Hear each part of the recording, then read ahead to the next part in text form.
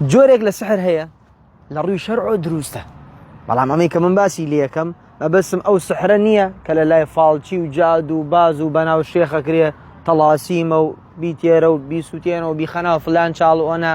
ئەمە لە ڕووی شەرعۆ شرکە کوفرە، هەر کەسێ دەسی بووە لە دین دەرەچ، باسەوە ناکەم.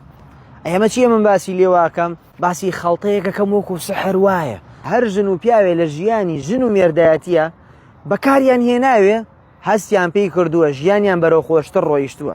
فەرمودەیەکی پێغەمبەر صلی الله عليه وسلم فەرمێ ئین من البەیان لەسیحرە، بەڕاستی هەنێک گفتار هەیە ئەمەندە شیرینە، ئەمەندە ڕەوانە، ئەمەندە ڕێکە، ئەڵێی سحرەکە لە بەرامبەرەکەی. ژن و پیا و پێویستیان بەمەیە ئاڵوودەی یەکتری بن، خۆشەویستی لە ناویانە زیاتر بێ، دەم و لەفزیان لەگەڵ یەکتریە شیرینی کەن. بەڕاستی ئەگەر ئەم خەستە جوانە بکەوێتە بینی هەر ژن و مێردێ وەکو وایە سحریان لە یەکتری کردووێ، ئاڵوودەی یەکتریە بن. هیوادارم پەیامەکەم بە کورتی گەیاندوێ. سەلام عەلەیکوم.